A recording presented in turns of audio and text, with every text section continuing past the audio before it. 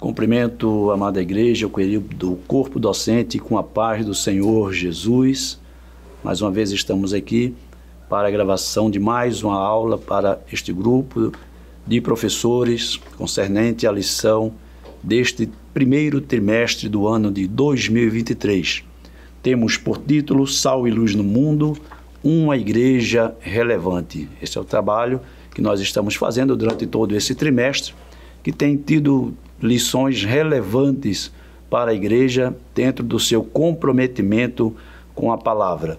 E desta feita nós estaremos nos apoiando através da lição 7 para falar sobre a igreja e o evangelismo, né? Qual o papel da igreja relacionada ao evangelismo. Então a nossa lição ela vai estar baseada em alguns pontos principais, das quais citarei a importância da evangelização.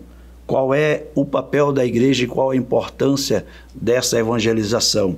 O segundo ponto da lição vai falar sobre o início da evangelização, onde se deu, em que forma se deu e a partir de que foi dado esse comissionamento. O terceiro ponto vai ser falado por que devemos evangelizar e, finalmente, o quarto e último ponto, como evangelizar. Esses são os 4 pontos, os tópicos da nossa lição.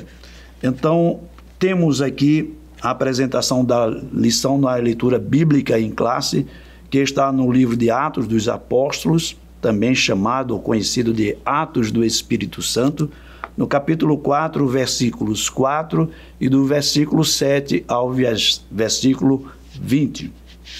Temos também o texto áureo, que é o único versículo que temos a necessidade nesse momento de apresentar textualmente, que está em Romanos capítulo 1, versículo 16, que diz: porque não me envergonho do evangelho de Cristo, pois é o poder de Deus para a salvação de todo aquele que crê, primeiro do judeu e também do grego. Então, a partir desse momento, nós vamos discorrer sobre esse importante tema, evangelismo para a igreja do Senhor. A palavra evangelho, ela vem do grego euangelion, que quer dizer boas novas, boas notícias. É um termo genérico no mundo grego para falar de alguma notícia, né? Uma notícia alvissareira, uma notícia que corria rapidamente. Mas concernente a Cristo, concernente à igreja do Senhor, evangelho, ele vai falar sobre as boas novas de salvação para todo aquele que crê. Então essa é a missão principal da igreja, a pregação do evangelho. E temos, dentro desse contexto, o próprio Paulo vai repetir, né, na primeira carta aos Coríntios, capítulo 9, versículo 16, onde diz que porque se anuncio o evangelho, não tenho de que me gloriar. Ou seja, a glória não é do homem, a glória não é daquele que prega, daquele que leva o evangelho. E ele conclui, porque me é imposta essa obrigação, e ai de mim, se não anunciar o evangelho. Então, o evangelho é uma obrigação, é algo que, um imperativo do próprio Senhor Jesus Cristo, quando em Marcos capítulo 16, versículo 15, diz: ide e pregai a palavra do Senhor, ensinando. Então, o evangelho é algo de pertinência, né? O evangelho de Cristo é algo de pertinência cristã. A esta igreja foi dada esta autoridade de anunciar as boas novas. No primeiro ponto, já entrando dentro do comentário, a importância da evangelização. Ou seja, a importância da evangelização é divulgar estas boas novas, a salvação de Cristo, porque Cristo, ele traz a salvação para todo o mundo, para aquele que crê. E diz a palavra que aquele que crê será salvo. Então, evangelizar, levar as boas novas é uma ordem direta, é um imperativo. Ide e pregai. Esta é a ordem que Jesus deixou para a sua igreja, essa determinação, e ela tem um alcance mundial. Não era apenas nos seus dias, nos dias de Cristo, da sua igreja, que ali estava nascendo, que era apenas para Jerusalém, mas a Bíblia diz que era para Jerusalém, toda a Judéia, Samaria e até aos confins da terra, ou aos confins do mundo. Essa evangelização, em Atos dos Apóstolos, capítulo 1, versículo 8, Jesus disse, olha, vocês devem ficar em Jerusalém até que do alto vocês sejam revestidos de poder. Ou seja, eles tinham o comissionamento, agora eles teriam uma carga de responsabilidade advinda pelo enchimento do Espírito Santo na vida de cada crente que iria anunciar o Evangelho. Então, em Atos dos Apóstolos, logo após o Pentecostes, a descida do Espírito Santo no capítulo 2 sobre a igreja, ele vai ter ênfase à ministração. E naquele primeiro discurso, a palavra de Deus diz que agregaram-se àquela comunidade cristã quase 3.000 almas, na primeira pregação de Pedro. E esta pregação, ela é recebida e acompanhada de arrependimento. É necessário que aqueles que creem se arrependam dos seus pecados, creiam em Cristo para poder usufruir desta tão grande salvação.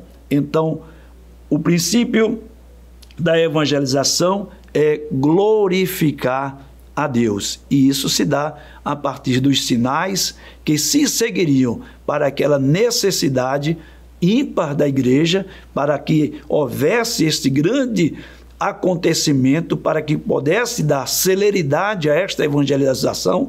Era importante os sinais, e os sinais nos dias de Pedro, nos dias dos apóstolos, nos dias de João e de Paulo, eles eram uma evidência, né, do testemunho de Jesus Cristo e da eficácia e do poder deste evangelho. Então, o segundo ponto fala sobre o início da evangelização, onde está lá Pedro e João, né, dentro de uma cura milagrosa.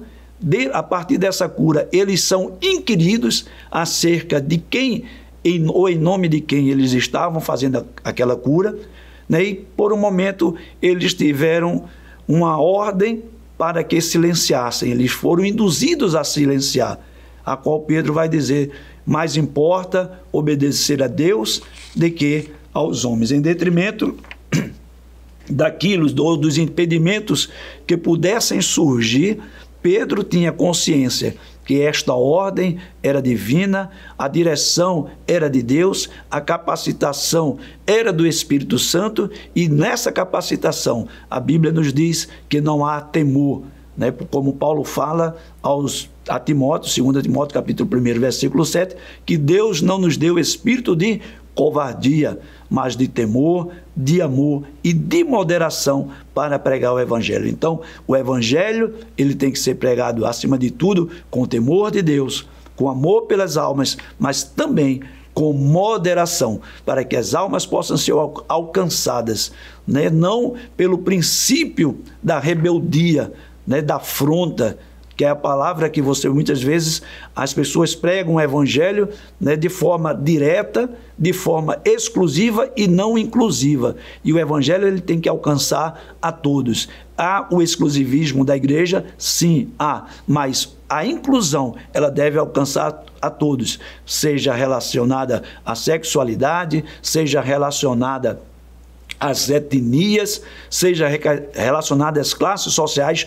Todos devem ser alcançados pelo Evangelho, e este Evangelho é de transformação de almas, transformação de vida, é de conversão. Você sair de um ponto para alcançar um outro ponto equidistante. Então, o Evangelho da salvação, ele está disposto a todas as vidas, está colocada diante da igreja para o alcance de todas as pessoas, porque o Evangelho, ele tem que ser pregado com ousadia, sim, mas no temor de Deus, o nosso Senhor, em Cristo Jesus. Então, eles não se calaram e permaneceram, né, falando do Evangelho. O terceiro ponto fala sobre por que devemos evangelizar, ou seja, a responsabilidade da evangelização continua sendo de cada cristão. Este é um ministério que Deus particularizou à Igreja do Senhor Jesus. Apenas a Igreja do Senhor Jesus tem o Evangelho puro e simples na pessoa de Jesus Cristo, que vai apresentar a cruz de Cristo, a sua morte, mas principalmente a ressurreição, para que a sua igreja tivesse vida e todos aqueles que fossem inseridos nessa igreja pudessem usufruir desta vida. Então não há desculpas.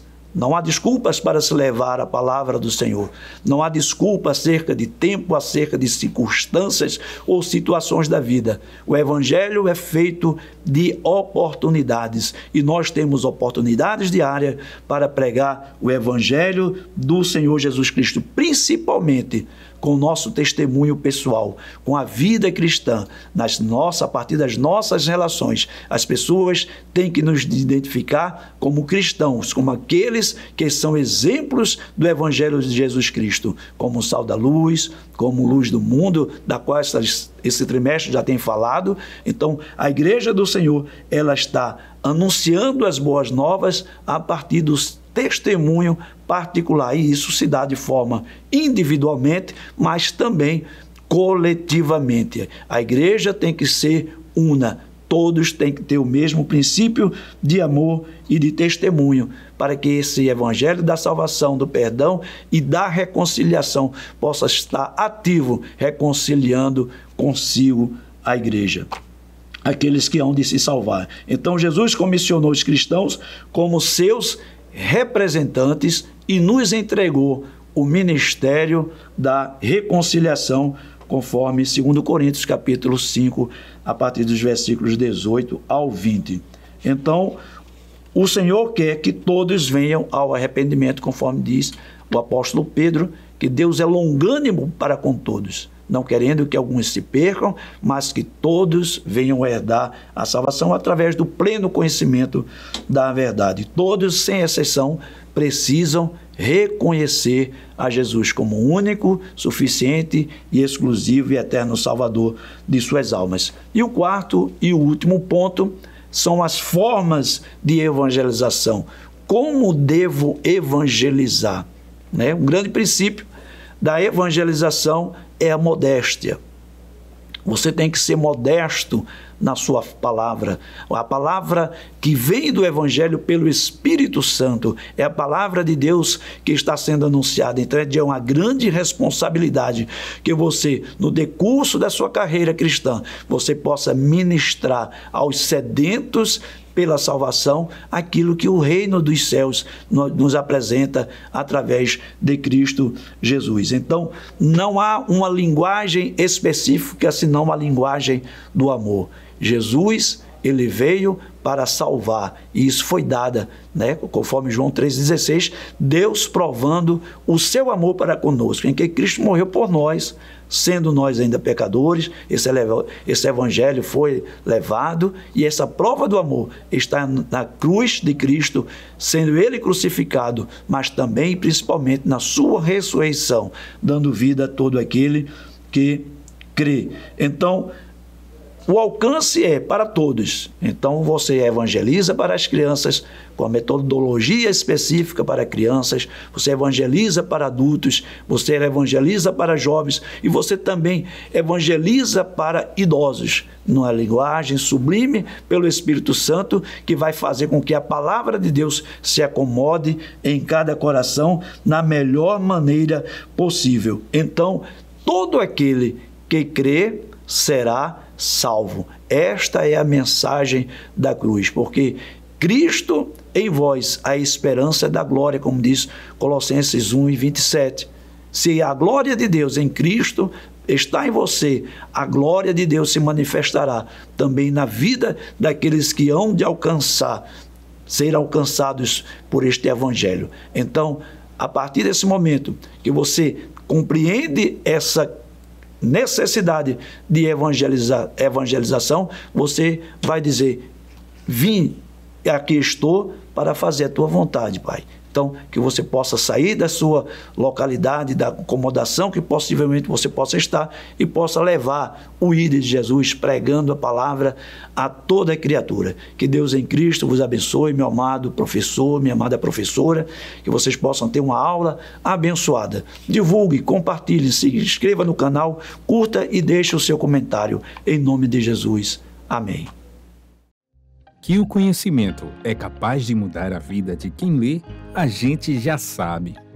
E que livro você pode comprar em qualquer livraria. Mas nós transformamos 100% do nosso lucro em mudança de vidas, através da ação social, evangelismo e missões. Ao adquirir qualquer um de nossos produtos, seja presencial ou à distância, você está investindo em alguém. Na próxima vez que você for comprar livros ou artigos evangélicos, não vá em qualquer lugar. Vá na Livraria Arca Missionária. Uma nova história começa quando você compra aqui.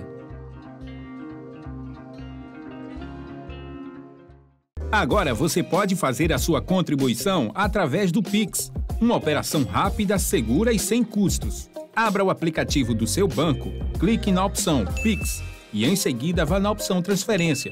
Depois é só digitar nossa chave Pix, que pode ser o nosso CNPJ 11 120 490 0001 86. Nosso e-mail contribua@eadalp.org.br ou nosso celular 81 98883 2755. Verifique se a contribuição é para a Igreja Evangélica Assembleia de Deus em Abreu Lima, Pernambuco. Confirme a transferência e depois siga o procedimento do seu banco. Anote nossas chaves Pix para não esquecer. CNPJ 11 120 490 0001 86. E-mail contribua@iadalp.org.br. Celular 81 98883 2755. Você está contribuindo para o crescimento da obra de Deus.